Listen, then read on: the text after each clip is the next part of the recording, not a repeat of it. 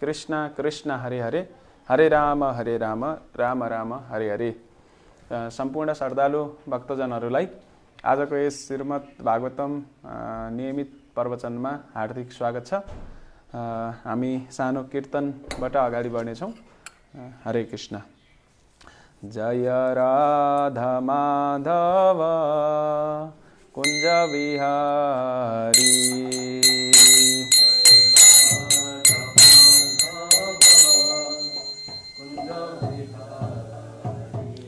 जय गोपी जन वल्लभ गिरिवरधारी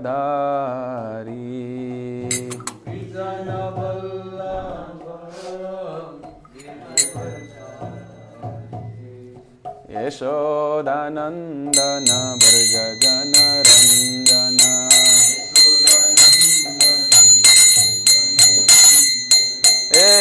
यशोदानन्दन व्रज जन रञ्जन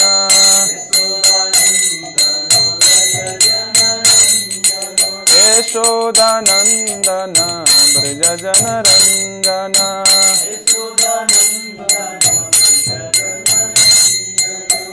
यमुना तीरा वनचारी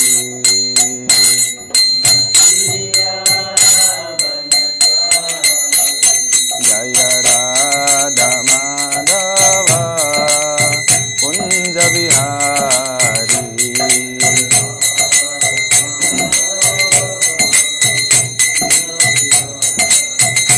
हरे कृष्णा कृष्ण कृष्ण हरे हरे हरे राम राम राम हरे हरे हरे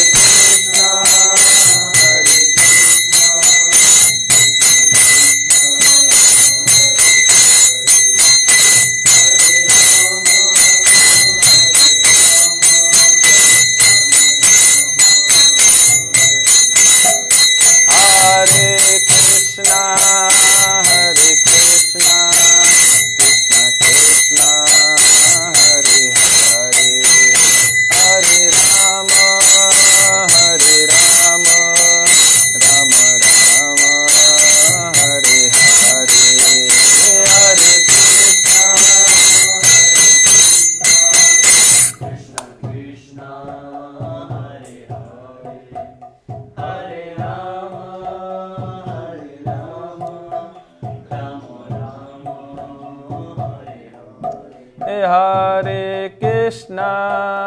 हरे कृष्ण कृष्ण कृष्ण हरे हरे हरे राम राम राम हरे हरे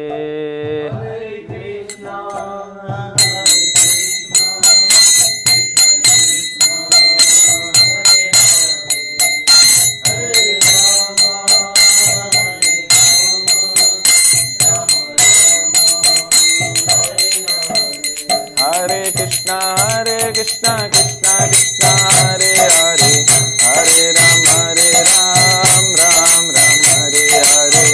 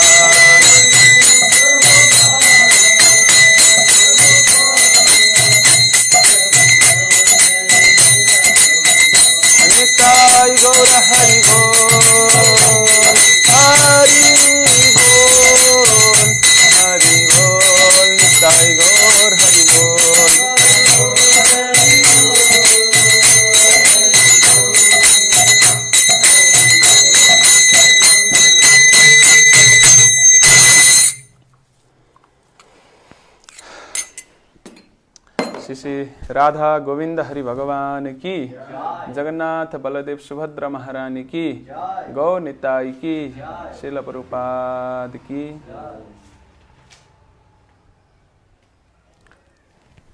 हरे कृष्ण।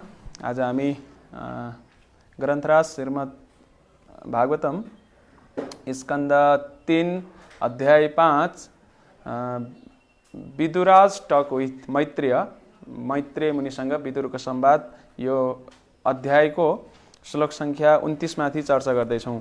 ओम नमो भगवते वासुदेवाय। ओम नमो भगवते वासुदेवाय। ओम नमो भगवते वासुदेवाय। नारायणं नमस्कृत्यं नरं चैव नरोत्तमं देवीं सरस्वतीं व्यासं तातों जयमुदीरयेत्।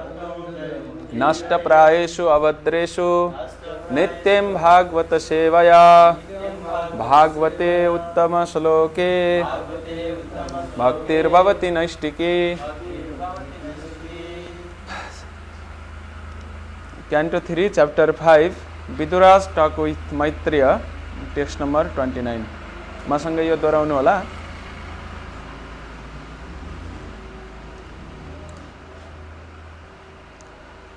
महत्तत्वात् विकुर्वनाद अहं तत्त्वं बेजायत। कार्ये कारण कर्तात्मा भूतेन्द्रिय मनोमयः वैकारिकस्तैजस्वस्य तामसस्तेत्यहं त्रिधा। महातत्त्वाद् विकुर्वनाद् अहं तत्त्वमभिजायत। कार्यकारणकर्तात्मा भूतेन्द्रिय मनोमयः वैकारिकस्तैजसस्य तामस्तेत्यहं त्रिधा।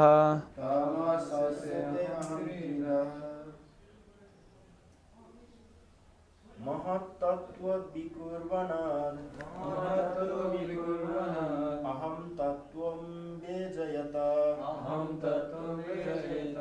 कार्यकारणकर्तात्मा भूतेन्द्रिय मनोमयः वैकारिकस्तैजश्च तमसस्तेत्यहं त्रिधा। Mahat, the great, Tattvat, from the causal truth, Vikruvanath, being transformed, Aham, false ego, Tattvam, material truth, Bejayata, become manifested, Karya, effects, Karana, cause, Kartra, doer, Atma, soul or source, Bhuta, material ingredients, Indriya, senses, Manaha, Maya, hovering on the mental plane, Vaikarikaha, the modes of goodness, Taijasaha, the modes of passion, Cha, and Tamasaha, the mode of ignorance, Cha, and Iti, thus, Aham, false ego, Tridha, three kinds. Translation purport अनुवाद तात्पर्य श्रील प्रभुपादद्वारा। श्रील प्रभुपाद की जय। यो सबै अंग्रेजीमा छ, हामीसँग नेपाली उपलब्ध नभएको हुँदाखेरि हामी अंग्रेजी यो पढेर त्यसपछि प्रवचन अगाडि बढाउने छौं। महत्तत्व or the great causal truth transforms into false ego, which is manifested in three phases: cause, effect, and doer. All such activities are on the mental plane and are based on the material elements, gross senses, and mental speculation. The false ego is represented in three different modes: goodness, passion, and ignorance. Purport: a pure living entity in his original spiritual existence is fully conscious of his constitutional position as the eternal servitor of the Lord. All souls who are situated in such pure consciousness are liberated, and therefore they eternally live in bliss and knowledge in the various Vaikuntha planets in the spiritual sky. When the mental creation is manifested, it is not meant for them. The eternally liberated souls are the Nitya Muktas, and they have nothing to do with the material creation. The material creation is meant for rebellious souls who are not prepared to accept the subordination of the Supreme Lord. This spirit or false lordship is called false ego. It is manifested in three modes of the material nature, and it exists in mental speculation only. Those who are in the modes of goodness think that each and every person is God, and thus they laugh at the pure devotee who try to engage in the transcendental loving service of the Lord. Those who are puffed up by the modes of passion try to lord it over the material nature in various ways. Some of them engage in altruistic activities as if they were again agents appointed to do goods to others by their mental speculative plans. Such men accept the standard ways of the mundane altruism, but their plans are made on the basis of false ego. This false ego extends to the limit of becoming one with the Lord. The last class of the egoistic conditioned souls, those in the mode of ignorance, are misguided by the identification of the gross body and the self. Thus, all the activities are centered around the body only. All the persons are given the chance to play with the false egoistic idea, but at the same time, the Lord is kind enough to give them a chance to take help from the scriptures like Bhagavad Gita and Srimad Bhagavatam, that they may understand the science of Krishna and thus make their lives successful. The entire material creation therefore is meant for falsely egoistic living entities hovering on the mental plane under the different illusions in the modes of material nature. Om अज्ञानतिमिरान्धस्य ज्ञानञ्जनशलाकया चक्षुरुन्मीलितं येन तस्मै श्री गुरुवे नमः। श्री चैतन्य मनोभीष्टं स्थापितं येन भूतले स्वयं रूपः कदा मह्यं ददाति स्वपदान्तिकम्। जय श्री कृष्ण चैतन्य प्रभु नित्यानंद श्री अद्वैत गदाधर श्रीवासादि गौर भक्त वृंद। हरे कृष्ण कृष्ण कृष्ण हरे हरे, हरे राम राम राम हरे हरे। मुखं करोति वाचलं पांगुं लंघयते गिरिं यत्कृपा तमहं वन्दे श्रीगुरुं दीनतारिणं परमानंद माधवं श्री चैतन्य ईश्वरम्। हरि ओम तत्सत। हरे कृष्ण। सम्पूर्ण श्रद्धालु भक्तजनहरूलाई हार्दिक स्वागत गर्दै हजुरहरूको कृपा अनुकम्पाको आशा राख्दै आजको प्रवचनलाई हामी अगाडि बढाउन जाँदैछौँ र आज हामी श्रीमद् भागवतम स्कन्द 3 अध्याय 5 श्लोक संख्या 29 माथि चर्चा गर्दैछौँ र यो श्लोकमा सृष्टिको जुन रचना प्रक्रिया छ कसरी अगाडि बढ्छ, सृष्टि रचना कसरी हुन्छ, यो कुरालाई यहाँ वर्णन गरिएको छ र अलिकति झट्ट हेर्दाखेरि यहाँ कथा प्रसङ्गहरू भन्दा पनि अलिकति केही टेक्निकल प्राविधिक शब्दहरू बढी छन्।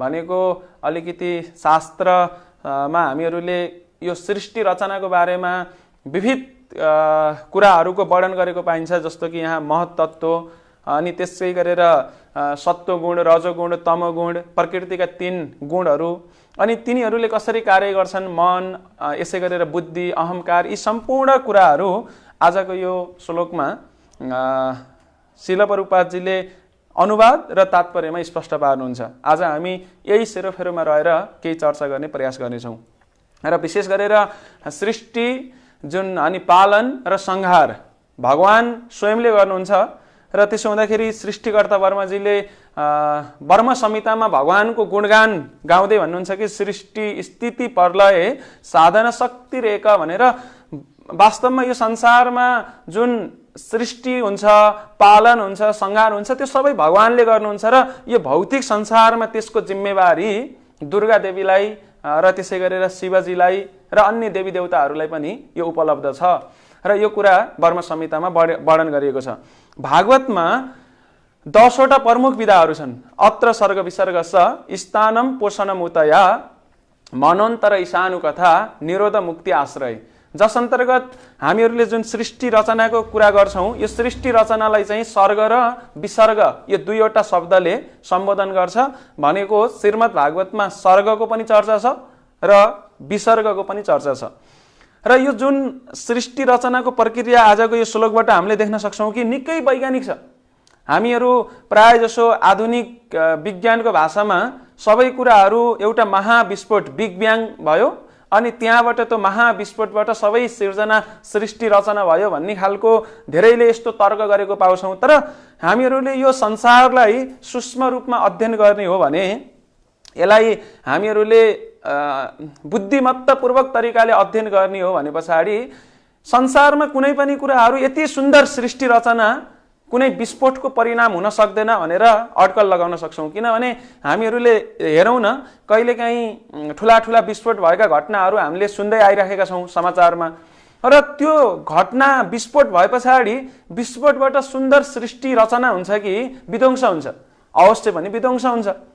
त्यो विस्फोटले सुन्दर सृष्टि रचना हुँदैन र यो संसार कति सुन्दर छ, कति आकर्षक छ भने हामीहरूको जुन शरीरमा कोषको सेलहरू अथवा टिस्युहरू कोष तन्तुहरू छन् यी आँखाले देख्न नसकिने छन् तर त्यहाँभित्र पनि सबै जीवनका प्रक्रियाहरू अत्यन्त वैज्ञानिक तरिकाले चलेका छन् र हामीहरूले जुन आँखाले देख्न नसकिने हाम्रो आँखाले मेसो पाउन नसक्ने जुन ठुला बृहत कुराहरू छन् यो ब्रह्माण्डमा ठुला ठुला ब्रह्माण्डहरू तारा ग्रह नक्षत्रहरू यिनीहरूको प्रक्रिया पनि एकदमै वैज्ञानिक छ।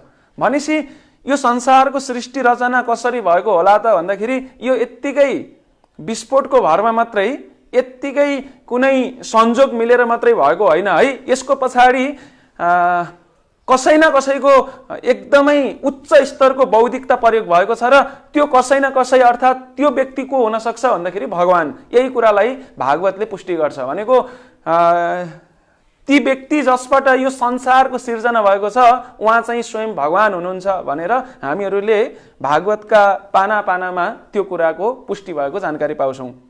र आज यसैको सन्दर्भमा वर्णन गरिएको छ कि कसरी यो संसार भौतिक ब्रह्माण्डको सिर्जना भयो। सबैभन्दा पहिला यो भौतिक ब्रह्माण्ड सिर्जना कसरी हुन्छ त हामी त्यहाँ चर्चा गर्नुभन्दा पूर्व यो संसारमा भगवानले के गर्नुहुन्छ, भगवानको भूमिका के छ त भनेर हामीहरूले केही चर्चा गर्न उपयुक्त ठानेका छौँ। जस्तो कि यो भौतिक संसारलाई एकपाद विभूति भन्छ, आध्यात्मिक संसारलाई त्रिपाद विभूति भन्छ। भनेको 3 भाग आध्यात्मिक जगत हो र 1 भाग भौतिक जगत हो। जुन भौतिक जगत महाविष्णु भगवान कृष्ण नै महाविष्णुको रूपमा जब पुरुष अवतार लिएर विस्तारित हुनुहुन्छ उहाँको शरीरबाट अनन्त अनन्त कोटि भौतिक ब्रह्माण्डहरू सृष्टि हुन्छन् भनेर यो रहस्यको तत्त्वको कुरा भागवतमा वर्णन गरिएको छ। र यसरी भगवानले जुन सृष्टि गर्नुहुन्छ यो अत्यन्त सुन्दर छ र हामीहरूले हेर्न सक्छौँ कि यो संसारको सृष्टि त्यसो हुँदाखेरि हाफाजाडली यत्तिकै आउँदैन। यसको पछाडि भगवानको उच्च स्तरको बौद्धिकता छ यो भागवतमा चर्चा भएको पाउँछौँ। त्यही भएर धेरैले भगवानको यो जुन सृष्टि रचनामाथि औँला ठडाउने त हामीले देखेका छौँ होइन, धेरैले औँला ठडाउँछन् नै। यस्तो पनि काहीँ सृष्टि हुन्छ होइन, यहाँ विभिन्न समस्याहरू छन् होइन, यत्रा दुःख कष्टहरू देखिरहेछौँ। अहिलेको समयमा कोरोना भाइरसले संसारमा लाखौं व्यक्तिहरू प्रभावित भएका छन्, लाखौंले ज्यान गुमाएका छन् होइन। भगवानको यो सृष्टि रचना चाहिँ होइन यो यसमा कुनै बौद्धिकताको कुरा छैन भनेर कसैले दाबी पनि गर्न सक्छन्। तर हामीले यो सृष्टि रचनालाई बृहत रूपमा सूक्ष्म रूपमा अध्ययन गर्ने हो भने यो संसार अत्यन्त वैज्ञानिक तरिकाले सिर्जना भएको छ। जस्तो हामीहरूले केही उदाहरणहरू लिएर हेर्न सक्छौँ कि कुनै पनि सृष्टि रचना भयो भनेपछि त्यसको पछाडि केही न केही कारण हुन्छ। जस्तो हामीहरूले अहिले मोबाइल फोन चलाइराखेका छौँ, मोबाइल फोनमा अथवा हाम्रो ल्यापटप अथवा कुनै पनि यी प्रविधिका सामग्रीहरूमा, हाम्रा ग्याजेट्सहरूमा त्यो ग्याजेट्स किन बनाउने, के उद्देश्यका लागि बनाउने, कसरी बनाउने, त्यसमा बौद्धिकता लागेको हुन्छ हैन। वैज्ञानिकहरूको जुन ब्रिलियन्ट दिमाग छ त्यसलाई त्यहाँ प्रयोग भएको देख्छौँ। त्यसो हुँदाखेरि यो संसारमा कुनै पनि कुराहरू सृष्टि हुन्छ भनेपछि त्यसको पछाडि केही न केही कारण हुन्छ। त्यही भएर हामी यो सृष्टिका जो रचयिता भगवान हुनुहुन्छ उहाँको बुद्धिमाथि, उहाँको बौद्धिकतामाथि प्रश्न गर्न मिल्दैन। एकपटक एउटा बालकले भनेको एउटा केटाले भगवानको बुद्धिमाथि प्रश्न उठाउँदै भनेछ कि ऊ पिपलको रुखमुनि छहारीमा बसेको रहेछ। अनि उसले पिपलको वृक्षलाई हेरेर टोलाएर बस्छ, केही कुरा सोचेर बसिराखेको थियो। अनि उसले ठुलो पिपलको वृक्षमा साना साना पिपलका फलहरू, हामीहरूले जो देखिरहेको छौँ साना फल हुन्छन् पिपलका, अनि त्यो सानो फल देखे पछाडि उसको मनमा केही न केही नकारात्मक कुराहरू खेल्न सुरु गर्छन्। ऊ जुन चौतारीमा बसेको थियो, पिपलको छहारीमा बसेको थियो, त्यसैको अगाडिपट्टि एउटा बारी थियो र त्यहाँ बारीमा फर्सीको झालमा फर्सी पनि, ठुलो फर्सी फलेको नि उसले देख्छ। अनि त्यसपछि उसले मनमा विचार गर्न सुरु गर्छ कि भगवान पक्का पनि बुद्धिमान हुनु हुँदैन। यदि भगवान बुद्धिमान हुनु हुँदो हो त यत्रो ठुलो पिपलको वृक्षमा यति साना फलहरू, साना साना फलहरू, अनि एउटा सानो फर्सीको झालमा, फर्सीको रुखमा त्यति ठुलो फल कसरी हुन सक्छ? ठुलो रुखमा त ठुलो फल हुनुपर्ने नि। त्यही भएर यसमा भगवानले दिमाग लगाउनु भएन, यो भगवानको दिमाग रहन्छ भनेर उसले यसरी मनमा सोचेर भगवानप्रति औँला ठडाउँदै बसेको बेलामा अब शिरशिर हावा चलिराखेको थियो। त्यो शीतलताले गर्दा ऊ त्यही निदाउन पुग्छ। अनि निदाए पछाडि प्राय के हुन्छ भने पिपलका रुखहरूमा चराचुरुङ्गीहरू उड्ने, आउने, बस्ने त्यस्तो गर्छन्। त्यस्तै क्रममा त्यो वृक्षमा पनि, त्यो पिपलको वृक्षमा पनि चराहरू आएर उड्ने, बस्ने गर्दै रहेछन्। त्यो गर्ने क्रममा के हुन्छ, हाँगाहरू हल्लिने भए। हाँगा हल्लिए पछाडि त्यहाँको फल, जुन पाकेका फलहरू हुन्छन् त्यो फल त झर्छ नै। र एउटा फल उसको टाउकोमा झरेछ, टाउकोमा परेछ। अनि त्यो टाउकोमा जब फल ठोकिन्छ त्यस पछाडि त्यो केटाले, त्यो व्यक्तिले ऊ झसङ्ग भएर उठेर यसो हेर्छ त पिपलको फल उसको टाउकोमा आएर ठोकिएर पुरा के भएको छ, फुटेको छ। अनि त्यस पछाडि उसले विचार गर्छ, धन्न यो सानो फल यहाँ टाउकोमा खसेर मात्र बचे, ठुलो फल खसेको भए के हुन्थ्यो होला। अनि फेरि उसले सोध्छ कि मैले त अगाडि सोचेको थिएँ पिपलको वृक्षमा त फर्सी जत्रो फल हुनुपर्ने, अनि फर्सीको वृक्षमा चाहिँ पिपलको जत्रो सानो सानो फल हुनुपर्ने। यदि मैले सोचे अनुसार भएको भए त अहिले म त यो संसारमा हुने थिएन, मेरो त प्राण उडेर गइसक्ने थियो, म मरिसक्ने थिएँ। भगवान त साँच्चै बुद्धिमान पो हुनुहुँदो रहेछ भनेर भगवान सरी सरी भनेर त्यहाँबाट माफ मागेर उठेर हिँड्छ। भनेको यो सानो एउटा इलिस्ट्रेटिभ एउटा कथा हो। तर यसबाट पनि हामीले हेर्न सक्छौँ कि संसारमा कुनै पनि कुराहरू सृष्टि रचना भएका छन् भने त्यसको पछाडि उच्च बौद्धिकता प्रयोग भएको छ। यस्तैमा अर्को एकजना व्यक्तिले आकाशमा टोलाएर बसिराखेको रहेछ र ऊ आकाशमा टोलाएर बसिराखेको बेलामा अनि उसले आकाशमा चराहरू उडेको देख्छ, काग, गिद्ध अथवा अरू चराहरू उडेको देख्छ। अनि उसले अगाडिपट्टि एउटा जनावर जुन चाहिँ हात्ती उसको अगाडि उसको वरपर हुने गर्थे, त्यो हात्तीलाई पनि देख्छ। अनि त्यस पछाडि हात्ती त अब बिचरा उड्न सक्दैन आकाशमा। अनि उसले फेरि भगवानलाई गाली गर्न सुरु गर्छ, भगवानको बुद्धि छैन। यदि भगवानको राम्रो बुद्धि हुँदो भने त यो हात्तीलाई किन यत्रो दुःख गरेर हिँड्नुपर्ने बनाएको, उसलाई पनि उड्ने बनाइदिएको भए कस्तो राम्रो हुन्थ्यो। साना साना चरालाई मात्र उड्ने बनाउनु भयो भगवानले, हात्तीलाई चाहिँ खै त उड्ने नै बनाउनु भएन। अनि यत्तिकैमा ऊ सोचेको बेलामा उसको शिरमा अथवा उसको शरीरमा त्यो चरा माथिबाट उड्ने क्रममा उसले विष्टा विसर्जन गर्छ, भनेको मलमूत्र विसर्जन गर्छ। चराहरू त उड्ने क्रममा त्यो दिशा पिसाबहरू विसर्जन गर्छन् नै। संयोगवश कागले जुन विष्टा छोडेको थियो उसको शिरमा आएर खस्छ, उसको शरीरमा पर्छ। अनि त्यस पछाडि उसको शरीर पुरा त्यो मुख ढाकिन्छ, कुरूप हुन्छ, त्यो फोहोरले अब दुर्गन्धित हुन्छ। अनि त्यस पछाडि त्यो व्यक्तिले यसो विचार गर्छ कि केही गरी त्यो कागको ठाउँमा हात्ती उडेको भए के हुन्थ्यो होला, अहिले हात्तीले त्यसै गरेर यो मल विसर्जन गरेको भए, आफ्नो दिशा विसर्जन गरेको भए त अहिले त म त त्यो हात्तीको दिशाले पुरिनी थिएँ, त्यही मर्थेँ होला। भगवानले बुद्धि लगाउनु भएको रहेछ। ठिक ठिक भने पछाडि यो सृष्टि रचनामा भगवानको उच्च बौद्धिकता लागेको छ भन्ने उसले नै निष्कर्ष निकाल्छ। एकपटकको अर्को घटना यो चाहिँ एकदम वास्तविकता देखाउने घटना हो। किनभने कुनै पनि कुराहरू यो संसारमा हुन्छन् भने त्यसको पछाडि हामीहरूले कारण खोतल्न सक्नुपर्छ। यत्तिकै कुनै पनि कुराहरू घटेका हुँदैनन्। एकपटक एकजना धनाढ्य व्यक्ति, ठुलो व्यापारी मान्छे आफ्नो व्यक्तिगत कारमा, आफ्नो व्यक्तिगत साधनमा उनी यात्रा गर्दै रहेछन् र यात्रा गर्ने क्रममा अब अलिकति समयलाई अलिकति प्रकृतिसँग नजिक हुनु पर्यो भनेर शहरबाट केही टाढा गाउँमा जाँदै रहेछन् र त्यो गाउँमा जाने बेलामा बाटो सुनसान हुन्थ्यो, त्यति धेरै भिडभाड हुने थिएन। तर एउटा ठाउँमा पुगे पछाडि एक्कासी उनको कार फस्न पुग्छ, बाटोमा फस्न पुग्छ। खासमा त्यहाँ पानी अलिकति जमेको देखिन्छ। अनि त्यो पानीमा अब उनको कार जब फस्न पुग्छ त्यसपछि त्यहाँ त ठुलो खाडल रहेछ भित्र। एक्कासी त्यो कार त्यही भित्र पसे पछाडि निकाल्नलाई गाह्रो हुन्छ। उनको यात्रा चाहिँ जुन गाउँमा जानका लागि भनेर हिँडेका थिए त्यो यात्रालाई नै अवरोध हुने स्थिति भए पछाडि उनले त्यो कारलाई बाहिर निकाल्न भरपुर प्रयास गर्छन्, तर एक्लै थिए, उनले निकाल्न सकेनन्। यत्तिकैमा त्यहाँ वरपरबाट दुईजना पहलमान बलिया बलिया युवकहरू बाहिर आउँछन् र त्यस पछाडि उनीहरूले विभिन्न उपाय लगाएर त्यो कारलाई खाडलबाट बाहिर निकालिदिन्छन्। जब त्यो कार खाडलबाट बाहिर निस्किन्छ अनि निस्के पछाडि ती व्यापारी, ती धनाढ्य व्यक्ति अत्यन्त प्रसन्न भएर ती दुईटा व्यक्तिहरूलाई हजार हजार डलर आफ्नो खल्टीबाट झिकेर दिइदिन्छन्।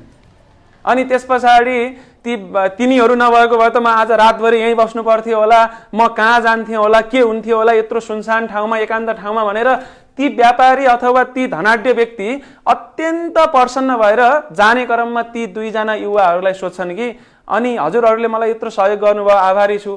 अनि हजुरहरू के गर्नुहुन्छ, जीविका चलाउनलाई के गर्नुहुन्छ, कसरी हजुरहरूको जीवन चल्छ भन्दाखेरि ती दुईवटा युवाहरू हाँस्न सुरु गर्छन्, मुस्कुराउन सुरु गर्छन् खित्का छोडेर। कसरी जीविका चल्छ देख्नु भएन, यसै गरेर जीविका चल्छ, यसै गरेर जीविका चल्छ। मैले बुझिनँ नि भन्दाखेरि यो बाटोमा खाडल हामीले नै बनाएको हो, माथिपट्टिबाट त खासै नदेखिने गरेर ढाकेको नि हामीले नै हो। आज हजुर आएर फस्नु भएर यी हजार हजार डलर हामीलाई दिनुभयो। अब हजुर गएपछि फेरि त्यसै गरेर हामी ढाक्छौँ, यो खाडललाई ढाकिदिन्छौँ, फेरि अर्को मूर्ख आउँछ फस्छ यहाँ, अनि उसलाई नि हामी उद्धार गरेको जस्तो देखाउँछौँ। अनि त्यस पछाडि फेरि उसले नि पैसा दिन्छ, अनि फेरि अर्को दिन अर्को मूर्ख फस्छ। यसै गरेर जीविका चल्छ भने पछाडि अब दिएको पैसा फिर्ता त लिन मिलेन। अनि ऊ चाहिँ धिक्कार गर्दै त्यो धनी मान्छे ती युवाहरूलाई धिक्कार गर्दै त्यहाँबाट अगाडि जान्छ। त्यही भएर यो संसारमा हामीहरूले कुनै पनि घटना भएका देख्छौँ भनेपछि त्यसको पछाडि केही न केही कुराहरू हुन सक्छन्, केही न केही त्यसको कारण हुन सक्छ। त्यही भएर सबै कुरा यत्तिकै हाफाजाडली हैन, संजोगवश कुनै दुर्लभ संजोगवश मिलेर सिर्जना भयो भनेर मात्र भन्न मिल्दैन, त्यसको पछाडि केही न केही कारण हुन सक्छ। त्यही भएर आधुनिक विज्ञानको भाषामा बिग ब्याङबाट सबै कुराहरू सिर्जना भयो अनि यत्रो सुन्दर सृष्टि रचना भयो भनेर भन्नलाई सुहाउँदैन। एकपटक हामीहरूले चिनिराखेका एकदम चर्चित वैज्ञानिक न्युटनको एकजना साथीसँग भेट हुन्छ। अनि न्युटनका साथी चाहिँ नास्तिक थिए, तर हामीहरूले न्युटनको चाहिँ बायोग्राफीमा, जीवनीमा हामीले पढ्छौँ कि न्युटन चाहिँ आस्तिक पनि थिए, उनलाई भगवानको सत्तामाथि पनि विश्वास थियो। तर उनको साथीलाई चाहिँ भगवानको सत्तामाथि विश्वास थिएन।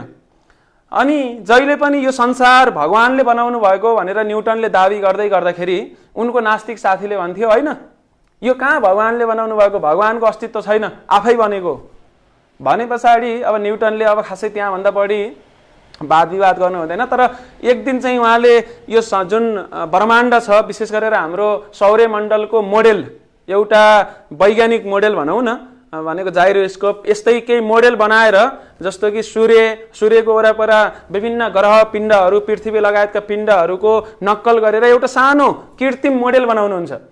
अनि एक दिन उहाँको साथी न्युटनको साथी न्युटनलाई ती वैज्ञानिकलाई भेट्नका लागि आउँदा त्यस्तो सुन्दर त्यो मोडेल देखे पछाडि ब्रह्माण्डको अथवा सौर्यमण्डलको मोडेल देखे पछाडि साथी निकै आकर्षित हुन्छन् र न्युटनलाई गुणगान गर्न सुरु गर्छन्, गुणगान गर्न सुरु गर्छन् र भन्छन् कि तिम्रो दिमागलाई मान्नुपर्छ, तिमी कति महान छौ, कति विद्वान छौ, हैन यस्तो सुन्दर सौर्यमण्डलको मोडेल तिमीले बनाएर राखेका रहेछौ, म एकदम खुसी भएँ, तिम्रो म दिमागलाई मान्छु भनेर गुणगान गर्न लाए पछाडि न्युटनले भन्नुहुन्छ मेरो दिमागलाई किन मान्ने, भन्दाखेरि यत्रो बनायो त, भन्दाखेरि मैले बनाएको त होइन नि त, यो त आफै आएको, नचाहिने कुरा गर्छौ भन्छ साथीले।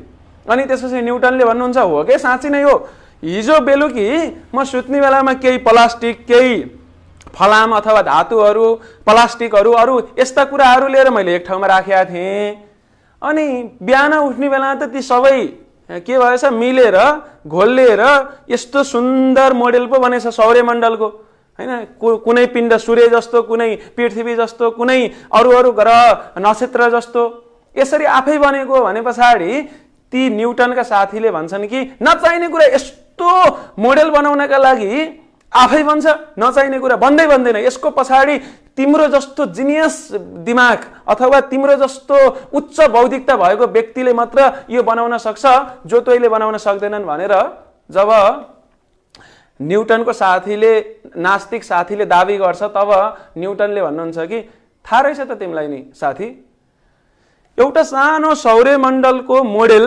त्यो पनि प्लास्टिकहरूले यसो त्यसो गरेर बनाउँदाखेरि त त्यो कुरालाई यत्तिकै सिर्जना हुन सक्दैन भनेर तिमीले दाबी गर्छौ, त्यसको पछाडि उच्च बौद्धिकता चाहिन्छ, वैज्ञानिकको दिमाग चाहिन्छ भनेर मान्छौ भने यत्रो सुन्दर संसार छ, यहाँ ताराहरू छन्, अनगिन्ती ताराहरू छन्, अनगिन्ती विभिन्न नक्षत्रहरू ग्रहहरू पिण्डहरू छन्, भनेको आँखाले देख्न नसकिने पिण्डहरूले यो संसार चलिराखेको छ। यस्तो सुन्दर संसार चाहिँ आफै आयो, एउटा विस्फोटको भरमा आयो त, तिमी कसरी भन्न सक्छौ भनेर न्युटनले भने पछाडि न्युटनको साथीलाई पनि एकदम यो कुरा चित्त बुझ्छ।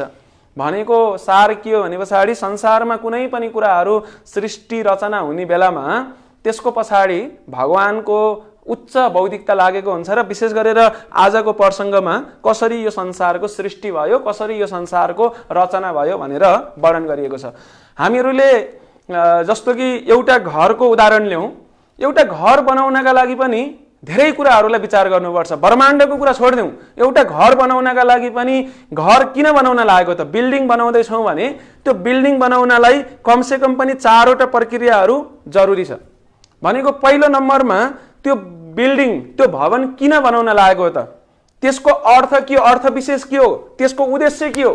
जस्तो कि मैले बिल्डिङ बनाउँदैछु भने म अस्पताल खोल्नका लागि बनाउँदैछु कि अथवा विद्यालय बनाउनलाई विद्यालय खोल्नका लागि पो हो कि मैले होटेलहरू अथवा यस्ता रेस्टुरेन्टहरू चलाउनलाई पो बिल्डिङ बनाउँदैछु कि अथवा बस्नका लागि सामान्य बस्नका लागि रेसिडेन्सियल घर बनाउनका लागि पो बिल्डिङ बनाउँदैछु कि। 1 नम्बरमा जहिले पनि कुनै पनि कुराको सृष्टि हुन्छ भनेपछि अर्थ विशेष अर्थात् त्यसको उद्देश्य के हो, किन बनाइँदैछ भन्ने कुरा प्रधान हुन्छ। यो जुन हामीले इन्जिनियरिङ साइन्सबाट हेर्ने भनेपछि त्यो किन बनाइँदैछ त, जस्तो कि हस्पिटल बनाउनु छ भने त्यो अनुसार ओपिडी वार्डहरूको लागि ठाउँ छुट्याउनु पर्छ, इमर्जेन्सीका लागि छुट्टै ठाउँ छुट्याउनु पर्छ, काउन्टर कहाँ राख्ने यो सबै कुराहरू व्यवस्थापन गर्नुपर्छ। अनि जेल बनाउनु छ भने अब अन्धकार बनाउनु पर्यो, त्यहाँ ठुला ठुला झ्यालहरू राख्नु भएन, देखि लिएर सहजै कैदी बाहिर भाग्न सक्ने हुनु भएन, यो किसिमले जेल बनाउनु पर्छ। अथवा विद्यालय बनाउनु छ भने त्यसै गरेर त्यहाँ प्रशस्त प्रकाश छिर्ने गरेर विद्यार्थीहरू बस्न मिल्ने गरेर बनाउनु पर्छ। भनेपछि कुनै पनि कुराहरू बनाउँदाखेरि 1 नम्बरमा चाहिन्छ अर्थ विशेष। अनि त्यसपछि अर्थ विशेष भए पछाडि दोस्रो प्रक्रिया हुन्छ स्वरूपेण प्रधान। अब त्यसलाई कस्तो स्वरूपमा बनाउने, थाहा भयो कि स्कुल बनाउने हो, थाहा भयो कि हस्पिटल बनाउने हो, अब त्यसपछि त हस्पिटलको डिजाइन हुन्छ नि त, अथवा विद्यालयको डिजाइन हुन्छ, हुन्छ कि हुँदैन? त्यो डिजाइन कस्तो बनाउने त भनेर हामीहरूले जुन इन्जिनियरले नक्सा कोर्नुहुन्छ त्यसलाई भन्छ स्वरूपेण प्रधान। यो चाहिँ इन्जिनियरको काम हो। अनि त्यसै गरेर त्यो सबै नक्सा पनि कोरे पछाडि के गर्नुपर्छ? घर बनाउनु भन्दा पहिला घर बनाउनका लागि बालुवा, सिमेन्ट, माटो, ढुङ्गा, रड विभिन्न कुराहरू चाहिन्छ। त्यसलाई भन्छ उपादान भनेको सामग्री। के चाहिन्छ त्यो कुराहरू सिर्जना हुनुपर्छ। तब मात्रै कामदारहरू घर बनाउने साइटमा फिल्डमा आएर के गर्न सुरु गर्छन्? घर बनाउन सुरु गर्छन्। भनेपछि त्यो अन्तिम कारणलाई भन्छ निमित्त कारण अर्थात् निमित्त यावत। पहिलो 1 नम्बर अर्थ विशेष किन बनाउन लागेको हो, के बनाउन लागेको हो। 2 नम्बरमा कस्तो बनाउन लागेको, स्वरूपेण प्रधान। 3 नम्बरमा उपादान सामग्रीहरू के चाहिन्छ र 4 नम्बरमा के चाहियो भन्दाखेरि निमित्त यावत भनेको काम गर्ने कामदारहरू। भनेपछि यो हामीले भवनको उदाहरणबाट हेर्यौं। तर यो ब्रह्माण्ड विश्व ब्रह्माण्ड रूपी जुन भवन बनाउनका लागि पनि यसै गरेर 4वटा स्टेपहरू हुन जरुरी छ। र आजको यो श्लोकमा यिनै 4वटा जुन प्रक्रियाहरू मध्ये केही प्रक्रियाहरूको चर्चा छ। जस्तो कि सबैभन्दा पहिला सुरुमा यो भौतिक संसार ब्रह्माण्ड किन बनाउँदै हुनुहुन्छ त भगवानले? प्रभुपादजीले तात्पर्यमा स्पष्ट पार्नुहुन्छ कि यो संसारमा भगवानबाट बहिर्मुख भगवानको विरोध गर्ने अथवा ईर्ष्यालु जीवहरूलाई संसारमा सुध्रने मौका दिनका लागि यो संसारलाई एउटा जेल सरह अथवा कारागार सरह सिर्जना गरिएको छ। भनेको यो जुन भौतिक संसार छ यो चाहिँ यसलाई जेलसँग तुलना गरेर हेर्न सक्छौं। त्यसो हुँदाखेरि भगवान श्रीकृष्णले गीतामा वर्णन गर्नुहुन्छ कि मामुपेत्य पुनर्जन्म दुःखालय अशाश्वतम। मलाई प्राप्त नगरेसम्म जीवले व्यक्तिले पाउने के हो? दुःख हो। किन? यो भौतिक संसार दुःखले बनेको छ। जस्तो अहिले हामीहरूले कोरोनाको दुःख पाइराखेका छौं, यो पनि भौतिक संसारको यो डिजाइनको एउटा अंग हो। किनभनेपछि यो संसारलाई भगवानले कसरी बनाउनु भयो? यसको अर्थ विशेष के हो? जेल कस्तो हुनुपर्छ त? दुःख हुनुपर्छ। जस्तो कि जेलमा गएर त्यहाँ सबै टिभी, फ्रिज, सबै सुविधाहरू, प्ले ग्राउन्डहरू सबै कुराहरू भयो भने त्यसलाई जेल जस्तो मानिदैन। जेलमा अलिकति कष्टकर जीवन हुनुपर्छ। हाम्रो संसारको जेलमा त भनेपछि यो भौतिक ब्रह्माण्ड रूपी जेलमा पनि दुःख हुनु पर्यो कि परेन? र भगवानले यो संसारमा दुःखको रूपमा जन्म, मृत्यु, रोग, बुढेसकाल यति मात्र नभएर आदि दैविक, आदि भौतिक, आध्यात्मिक, कलेशी विभिन्न दुःखहरू सिर्जना गर्नुभएको छ। र जसमध्ये अहिले हामीले कोरोना भाइरसको जुन प्रकोप सहिराखेका छौं यो चाहिँ आदि भौतिक कलेश अन्तर्गत पर्छ। भनेपछि यो संसारमा किन चाहिँ संसार बनाएको हो त? जेल किन बनाएको भन्दाखेरि त्यो दुःखले मान्छे आत्तियोस्, व्यक्ति आत्तियोस् त्यहाँबाट अनि अब यो जेलमा बस्ने ठाउँ हैन्छ, मेरै वास्तविक घरमा जानुपर्छ भन्ने त्यो चेतना फिर्ता आओस् है, उसले फेरि त्यो चेतना धारण गरोस् भनेर जेलमा पठाइन्छ व्यक्तिलाई। ठिक त्यसै गरेर यो संसारमा हामीहरू यो भौतिक संसारमा जति पनि जीवहरू छौं एउटै कारणले आएका छौं। र त्यो एउटै कारण के हो भन्दाखेरि हामी यो संसारमा आएर जब दुःखै दुःख ठक्करसँग ठोकिन्छौं त्यसपछि हामीले अनुभूति गर्छौं कि यो त मेरो वास्तविक घर हैन, यो त जेल हैछ। त्यही भएको हुँदाखेरि यो जेल भएको हुँदाखेरि यो जेलमा दुःख हुँदो रहेछ। यो कुरा चाहिँ हामीहरूले महसुस गर्न जरुरी छ। यो कुरा जसलाई भन्छ किन बनाइदैछ भन्दा जेल बनाइदैछ, जेलको रूपमा यो संसारलाई निर्माण गर्नुपर्छ, यसलाई भनिन्छ अर्थ विशेष। अनि स्वरूपेण प्रधान यो संसार कस्तो हुनुपर्छ हैन? दुःखको हुनुपर्छ हैन? जस्तो कि स्वर्गलोक, नर्कलोक, अनि स्वर्ग, पाताल, पृथ्वी, यो जुन 14 भुवनमा घुम्दाखेरि हामीले के पाउँछौं? दुःख पाउँछौं। यो पनि के हो भन्दाखेरि यो किसिमले दुःखले निर्मित हुनुपर्छ। यसलाई भन्छ स्वरूपेण प्रधान। कस्तो बनाउने त? अनि उपादान सामग्री त चाहियो। यो त अहिलेसम्म कल्पनामा मात्रै छ। महाविष्णुले यसलाई कल्पना गर्दै हुनुहुन्छ, यसरी बनाउने इच्छा राख्दै हुनुहुन्छ। अब बनाउने के त भन्दाखेरि महाविष्णुले आफ्नो शरीरबाट प्रकट गर्नुहुन्छ। आजको श्लोकमा भनेको जसै गरेर महत्तत्व भनेको यो भौतिक ब्रह्माण्ड सिर्जना हुने उपादान हो, भनेको सामग्री हो। जसरी एउटा बिल्डिङ बनाउनलाई हामीले बालुवा, सिमेन्ट अथवा यी विविध कुराहरूको जोहो गर्नुपर्छ, ठिक त्यसै गरेर यो ब्रह्माण्ड बनाउनका लागि पनि विभिन्न कुराहरूको जोहो गर्नुपर्छ। र ती सम्पूर्ण कुराहरू केबाट सुरु हुन्छन्, कहाँबाट आउन सुरु हुन्छन् भन्दाखेरि महाविष्णुको शरीरबाट। महाविष्णुको शरीरबाट सबैभन्दा प्रथमतः एउटा भौतिक संसारको सबैभन्दा मूल स्रोत पैदा हुन्छ जसलाई भनिन्छ प्रधान, जुन आजको श्लोकमा त छैन, तर प्रधान प्रथमत यो भौतिक संसारको सबैभन्दा पहिलो स्रोत भनेको नै प्रधान हो, महाविष्णुको शरीरबाट आउने। जब महाविष्णुले दृष्टिपात गर्नुहुन्छ, त्यसमा सूत्र मिसाउनुहुन्छ भनेको कालको प्रभावमा पार्नुहुन्छ, त्यसबाट त्यो प्रधान एक्टिभ हुन सुरु हुन्छ र जसलाई भन्छ महत्तत्व। महत्तत्वबाट नै यो भौतिक संसारको सृष्टि सुरु हुने हो र त्यसलाई उपदानको रूपमा हेरिन्छ। जब महत्तत्वलाई भगवानले दृष्टिपात गर्नुहुन्छ, महत्तत्वलाई दृष्टिपात गरे पछाडि आजको यो श्लोकमा भने जसै गरेर महत्तत्वबाट अहंकार, मिथ्या अहंकारको पैदा हुन्छ। मिथ्या अहंकार अर्थात् फल्सीगो।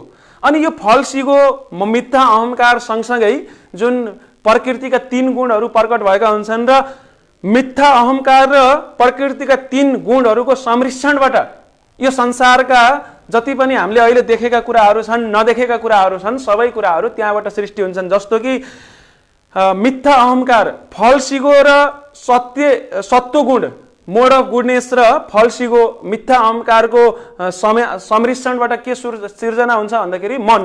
हामीहरूको जुन मन छ, मनको स्रोत के हो? मिथ्या अहंकार र त्यसै गरेर सत्वगुण। यो दुईवटाबाट मन र देवी देवताहरू सिर्जना हुन्छन्। अनि त्यस पछाडि मिथ्या अहंकार, फल्सीगो र रजोगुणबाट सिर्जना हुन्छन् बुद्धि, अनि त्यसै गरेर इन्द्रियहरू, ज्ञानेन्द्रिय, कर्मेन्द्रियहरू। यो चाहिँ रजोगुणको सम्मिश्रणबाट आउँछ। र त्यसै गरेर यो जुन मिथ्या अहंकार चाहिँ तमोगुणसँग मिलेर के बन्छ भन्दाखेरि यो भौतिक संसारका जति पनि हामीले पञ्चमहाभूतहरू देख्छौँ, आकाश, जल, वायु, पृथ्वी, तेज, यस्ता कुराहरू तमोगुणसँग मिलेर आउँछ।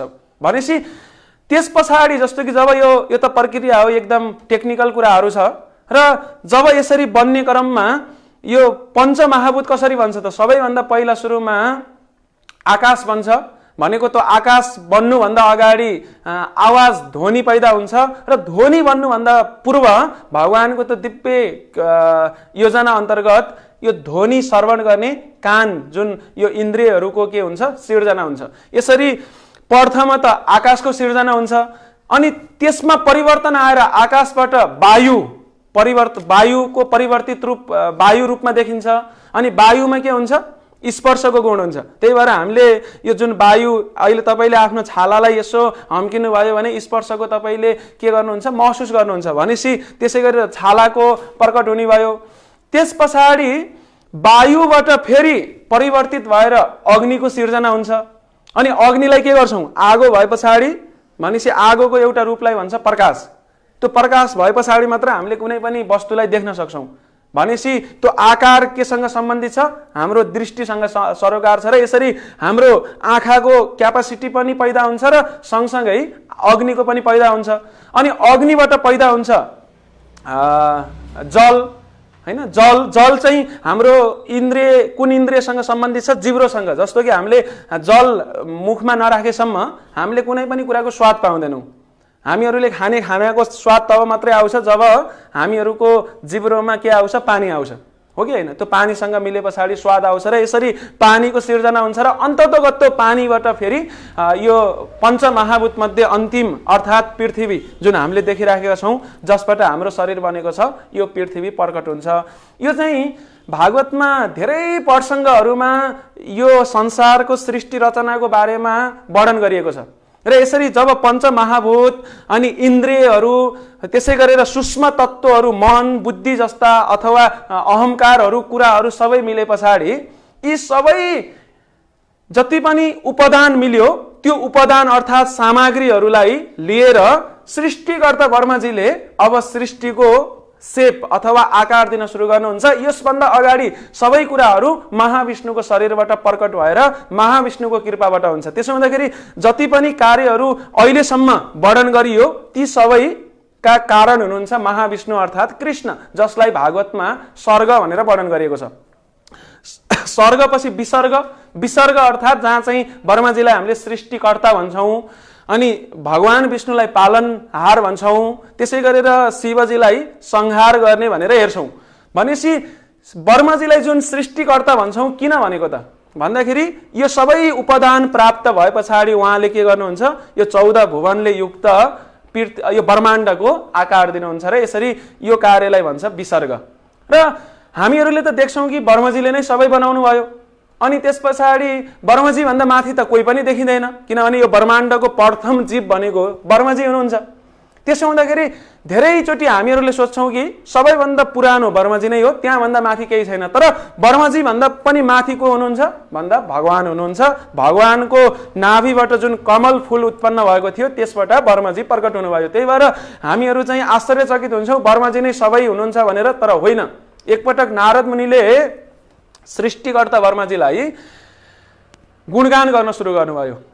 हे ब्रह्मजी, हे पिता, हजुर महान हुनुहुन्छ, अत्यन्त महान हुनुहुन्छ।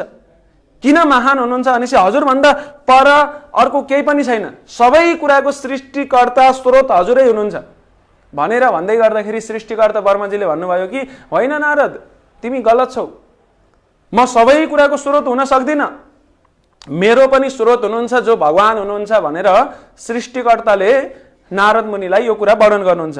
यसरी हामीहरूले बुझ्न सक्छौँ कि ब्रह्मजी अत्यन्त कृतज्ञ हुनुहुन्छ भगवानप्रति। हामीहरू पनि यसै गरेर कृतज्ञ हुनुपर्छ कि सबै कुराको कारण मै हो यस्तो सोच्नु हुँदैन। कहिलेकाहीँ देवी देवताहरूले सोच्छन् कि जे पनि भइराखेको छ मेरै कारणले भइराखेको छ, र यो संसारमा भ्रमित जीवले यसै गरेर सोच्छ। जस्तो कि भ्रमित जीव भनेको त्यो व्यक्ति हो जो चाहिँ मायाको चङ्गुलमा छ र मायाको चङ्गुलमा भएर भगवानले गरेको कार्यलाई नि मैले गरेँ भनेर त्यसको जस लिन खोज्छ भने त्यो चाहिँ भ्रमित जीव हो। उदाहरणका लागि एकपटक एउटा गाउँमा कुखुराको भाले रहेछ, अनि कुखुराको भालेले सोच्दो रहेछ यो गाउँमा म बिहान 4 बजे 4:30 बजे उठेर बास्छु, आवाज निकाल्छु, कुकुरी कहाँ गर्छु, अनि कुकुरी कहाँ आवाज गरेपछि बिहान के हुन्छ, उज्यालो हुन्छ हैन, प्रकाशमय वातावरण के हुन्छ, पैदा हुन्छ। भनेपछि यो उज्यालोको कारण चाहिँ मेरो बासाइ हो, मेरो आवाजले गर्दाखेरि, कुकुरी कहाँले गर्दाखेरि बिहान बिहान उज्यालो हुन्छ भनेर उसले सोचेको रहेछ। तर उसलाई के नमजा लागेछ भने पछाडि उसले सोचेछ कि मैले यत्रो कुकुरी कहाँ त गरेको छु, तर यी गाउँलेहरूले मेरो कुनै भ्यालु नै बुझेनन् हैन, कसैले मलाई वास्तै गर्दैनन्, अनि कसैले फुलमाला ल्याएर लगाउँदैनन्। मैले भने यत्रो उज्यालो बनाइदिने, म बासेर गाउँलेहरू उज्यालोमा बस्न पाएका छन्, तर यी गाउँलेहरू कति मूर्ख दुष्ट भने मलाई एकचोटि आएर गुणगान गर्दैनन्, मेरो गुणगान त सुन्दै सुनिएको छैन। अनि उसलाई रिस उठेछ। अनि त्यसपछि एक रात यो सोचेर राति नै ऊ चाहिँ अर्को गाउँमा गएर बसाइसराई गरेछ। अनि त्यसपछि अर्को गाउँमा गएर त्यतिन्जेल गाउँमा पुग्ने बेलामा बिहानको 4 बजिसकेको थियो, त्यहाँ गएर कुकुरी कहाँ गरेर बासेछ। जब ऊ त्यो गाउँमा गएर कुकुरी कहाँ गर्न सुरु गर्यो त्यसको केही समयसित उज्यालो भयो।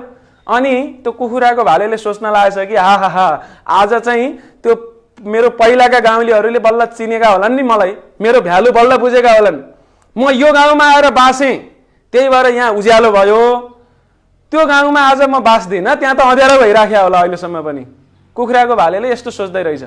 त्यही भएर यो प्रवृत्ति हामीहरूले देख्न सक्छौँ कि ठुला ठुला देवी देवताहरूदेखि लिएर यो संसारमा जो मनुष्य योनि प्राप्त गरेका छौँ, बद्ध जीवहरूमा त नहुने कुरै भएन।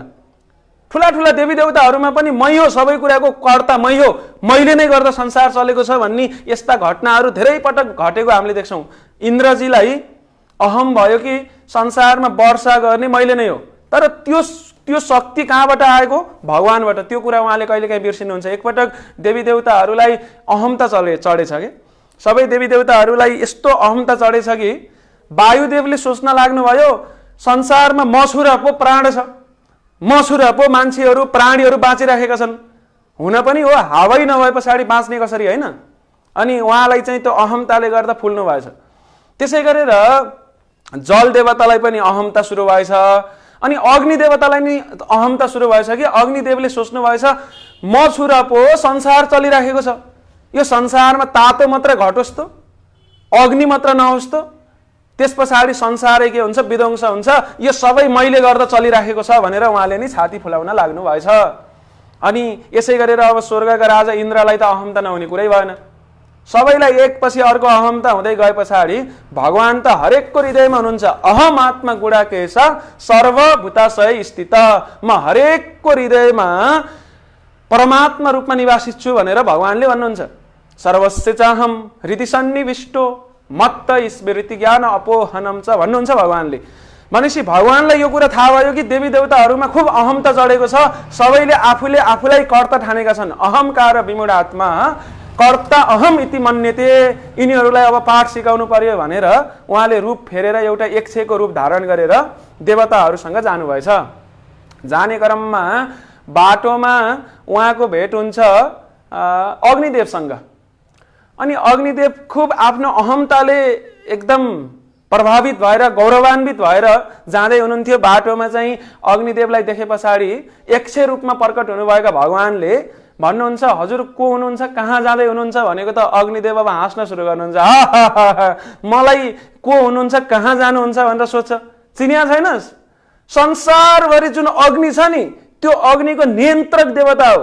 संसार चलेको छ मेरो कारणले, अनि सबै संसारको कण कणमा मेरो स्थिति अवस्थितिको सबैले अनुभव गर्छन्। तैँले चाहिँ मलाई को भनेर सोध्ने? म चाहिँ अग्निदेव हो, अग्निदेव। अनि अब यक्ष रूपमा प्रकट हुनुभएका भगवानले अग्निदेवको त अब अहमता चकनाचुर पार्नु छ। अनि उहाँले सोध्नुहुन्छ, ए हजुर अग्निदेव हो, अनि के गर्नुहुन्छ रे, के गर्नुहुन्छ रे भन्दाखेरि म चाहिँ अग्निको नियन्त्रक हो, मैले चाहे भने अग्निको माध्यमबाट संसार जलाइदिन सक्छु, संसारलाई भस्म गराउन सक्छु, मसँग त्यो क्यापासिटी छ। अनि ती यक्ष रूपमा प्रकट हुनुभएका भगवानले हेर्नुहुन्छ र भन्नुहुन्छ, हो र, भन्न त ठुला ठुला कुरा त जसले नि गर्छन्, तर बोली भन्दा ठुलो कर्म भयो भने पो राम्रो हुने। एउटा केही जलाएर देखाउनुस् न त, त्यस पछाडि विश्वास गरौँला भन्दाखेरि के जलाउनु पर्यो भन्, म सब जलाइदिन्छु भन्दाखेरि होइन, धेरै सबै नजलाउनुस्, म एउटा सानो तपाईँलाई यो घाँसको त्यान्द्रो लिएर भगवानले अगाडि त्यार्साउँदै भन्नुहुन्छ, यही घाँसको त्यान्द्रो जलाइदिनुहोस् भन्दाखेरि यत्रो घाँसको त्यान्द्रो, यो तुच्छ घाँसको त्यान्द्रोलाई जलाउनलाई मैले के गर्नुपर्छ, सामान्य इच्छा गरे भने मात्र जल्छ। उहाँले सामान्य हिसाबले आफ्नो शक्ति प्रहार गर्नुहुन्छ त घाँसको त्यो हरियो त्यान्द्रो त जल्दैन। उहाँले शक्ति बढाउनुहुन्छ, जल्दैन। अझै धेरै शक्ति लगाउनुहुन्छ, जल्दैन। जति लगाउँदा पनि नजले पछाडि, भयभरको शक्ति लगाउँदा नि नजले पछाडि अनि उहाँको अहमता तोडिन्छ। विनम्र भएर मलाई माफ गर्नुहोस्, म त बिर्सेको रहेछु कि सबै कुरा चाहिँ मलाई भगवानबाट आउँछ, यो शक्ति भगवानबाट आउँछ भन्ने मैले बिर्सेको रहेछु, म चाहिँ एकदम क्षमा प्रार्थी छु भनेर त्यहाँबाट बिदा भएर जानुभयो। यक्ष रूपमा प्रकट हुनुभएका भगवानको भेट हुन्छ वायुदेवसँग। वायुदेवले पनि अहमता गर्दै हुनुहुन्थ्यो कि संसारमा मैले चाहे भने सब कुरालाई उडाइदिन सक्छु, एक ठाउँदेखि उडाएर अर्को ठाउँमा पुर्याउन सक्छु, संसारै उडाउन सक्छु भन्ने अहमता थियो। यक्ष रूपमा प्रकट हुनुभएका भगवानले भन्नुहुन्छ, त्यो रूप फेरेर प्रकट हुनुभएको थियो। त्यसो हुँदाखेरि प्रत्यक्ष भेट हुँदाखेरि वायुदेवले चिन्नु भएन। वायुदेवलाई सोध्नुभयो कि हजुर को हुनुहुन्छ भन्दा म वायुदेव, के गर्नुहुन्छ, संसार उडाइदिन सक्छु हावाले भन्दाखेरि ल त्यसो भने यही घाँसको त्यान्द्रो उडाउनुहोस् न त, पहिला हेरौँ हो कि होइन, कुरा मात्र ठुला गर्नुभएको हो कि कुरा ठुला ठुला, हिँड्न खोज्दा खुट्टा लुला पो हो कि साँच्ची नै तपाईँले गर्न सक्नुहुन्छ भन्दाखेरि त त्यस पछाडि उहाँले प्रहार गर्नुहुन्छ शक्ति। वायुदेवले त्यो घाँसको त्यान्द्रो उडाउन खोज्नुहुन्छ तर उड्दैन, अझै प्रहार गर्नुहुन्छ, उड्दैन। अनि भयभरको शक्ति प्रहार गर्दा पनि सानो घाँसको त्यान्द्रोलाई उडाउन नसकेपछि उहाँको पनि अहमता चकनाचुर हुन्छ। त्यसै गरेर भगवानको भेट हुन्छ इन्द्रदेवसँग। इन्द्रदेवको पनि अहमता तोड्नुहुन्छ र अन्तमा चाहिँ इन्द्रलाई भन्नुहुन्छ, के हो इन्द्र, तिमी त देवताको राजा, तर तिम्रा मन्त्रीमण्डलहरू अरू देवताहरू र तिमी पनि आजभोलि त खुब अहंकारी बनेका छौ, सबै कुराको स्रोत मै हो भन्छौ, तिमीहरूले आफूभन्दा अर्को टाढा परम सत्ता कुनै छैन भन्ने सोचेका छौ, यस्तो पनि हुन्छ भनेर भनेपछि इन्द्रको पनि त अहमता चकनाचुर हुन्छ। र फेरि उनीहरूले जसरी वर्माजीको प्रसङ्गमा हामीले आज चर्चा गऱ्यौँ कि वर्माजी विनम्र हुनुभयो, विनम्र भएर यो सबै कुरा नारद मैले बनाएको होइन, सबैको स्रोत भगवान हुनुहुन्छ भनेर सबै जस सबै क्रेडिट भगवानलाई दिनुभयो, भगवानलाई ट्रान्सफर गर्नुभयो। ठिक त्यसै गरेर देवी देवताहरू पनि यो भावलाई ग्रहण गरे, यो भाव धारण गरे। यो चाहिँ महत्त्वपूर्ण कुरा हो। त्यही भएर जब हामीहरूलाई मान सम्मान यस्ता कुराहरू आइपर्छन्, हामीहरूले त्यो मान सम्मान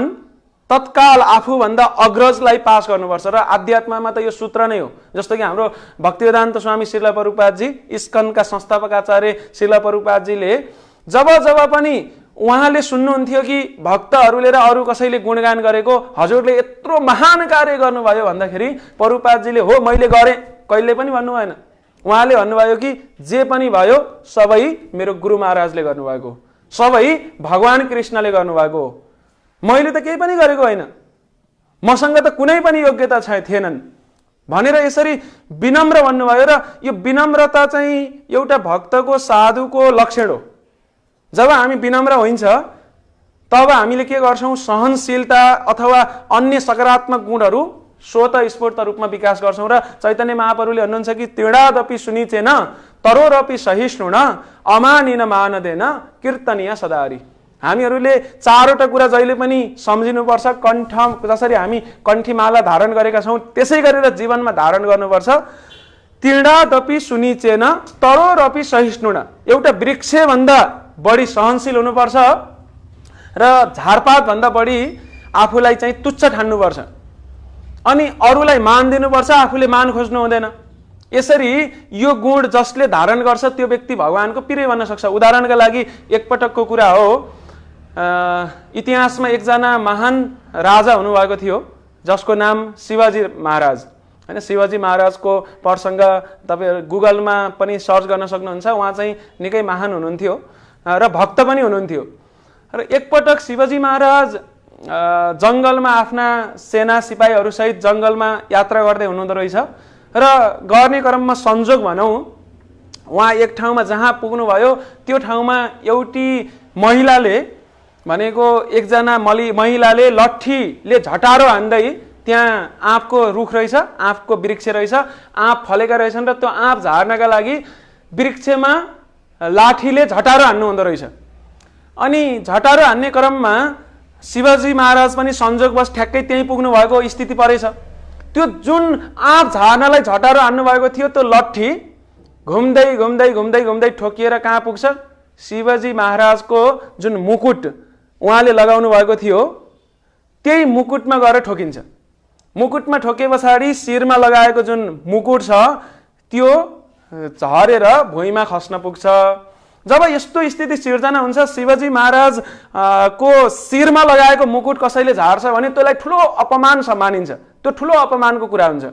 त्यसो हुँदाखेरि शिवाजी महाराजले त्यहाँ तत्काल ती युवतीलाई अथवा ती महिलालाई कारवाही त गर्नु हुँदैन, तर भन्नुहुन्छ कि सिपाहीहरूलाई भोलि चाहिँ अदालतमा लिएर आउनु हैन, यिनलाई मेरो कोर्टमा अदालतमा लिएर हाजिर गराउनु, के दण्ड सजाय हुन्छ त्यही नै गर्नुपर्छ।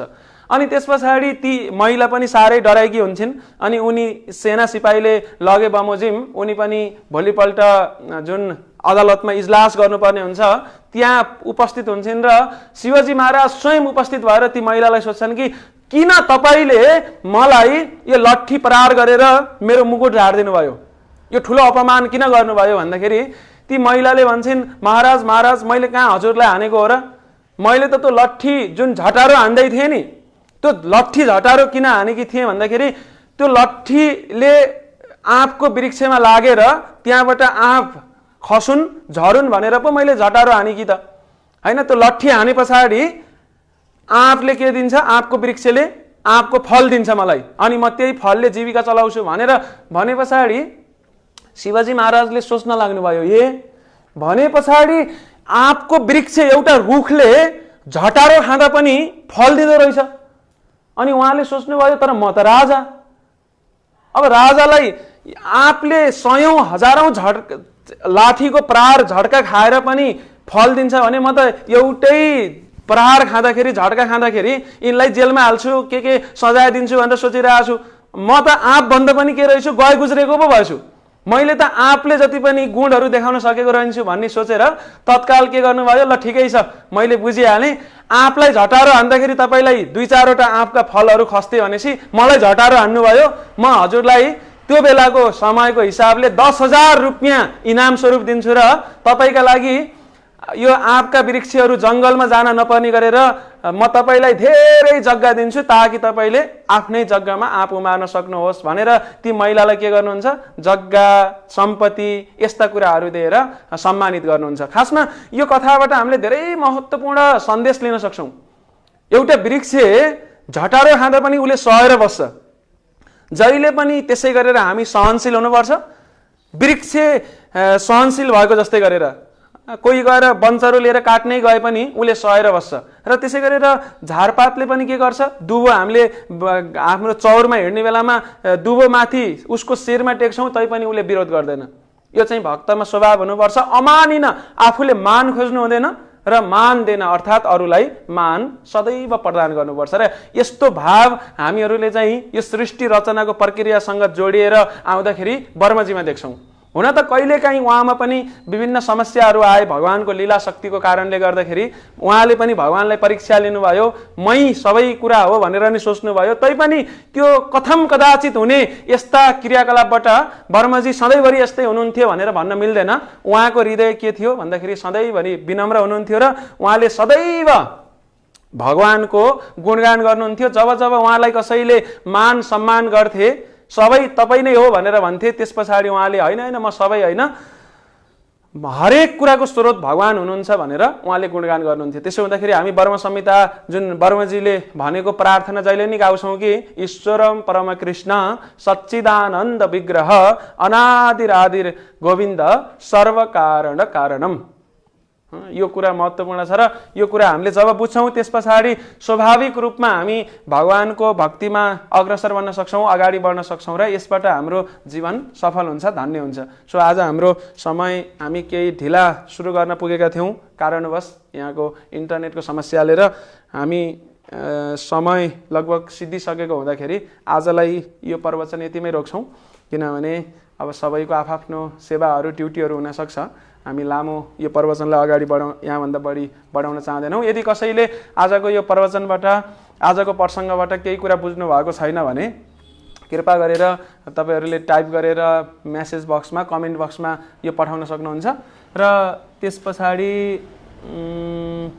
हामीहरूले केही हाम्रो अनुभूति सेयर गर्ने प्रयास गर्नेछौँ। हरे कृष्ण। त्यतिन्जेल हामी लगभग 1 मिनट जस्तो पर्खन्छौँ। यदि केही क्वेसन छ भने सोध्न सक्नुहुन्छ है त। हरे कृष्ण कृष्ण कृष्ण हरे हरे, हरे राम राम राम हरे हरे, हरे कृष्ण कृष्ण कृष्ण हरे हरे, हरे राम राम राम हरे हरे, हरे कृष्ण कृष्ण कृष्ण हरे हरे, हरे राम राम राम हरे हरे। प्रश्नहरू केही आएका छन् भने सोध्न सक्नुहुन्छ। हरे कृष्ण। राम धिताल प्रभुको प्रश्नभन्दा पनि उहाँको कमेन्ट रहेछ, धेरै राम्रो भन्नुभएको छ। प्रभुजीले राम्रो श्रवण गर्नुभएको। खासमा केही क्वेसनहरू छ र छैन होला है? क्वेसनहरू सम्भवतः मैले आज देखिनँ है। क्वेसनहरू छ कि छैन? छैन भने यति नै गर्न सक्छौँ। हरे कृष्ण कृष्ण कृष्ण हरे हरे, हरे राम राम राम हरे हरे। श्री श्री राधा गोविंद हरि भगवान की जय, राधा वेणी माधव भगवान की जय, जगन्नाथ बलदेव सुभद्र महारानी की जय, गौर निताई की जय, श्रील प्रभुपाद पतित पावन की जय, ग्रंथराज श्रीमद् भागवत अमल पुराण की जय। हरे कृष्ण कृष्ण कृष्ण हरे हरे, हरे राम राम राम हरे हरे। धन्यवाद।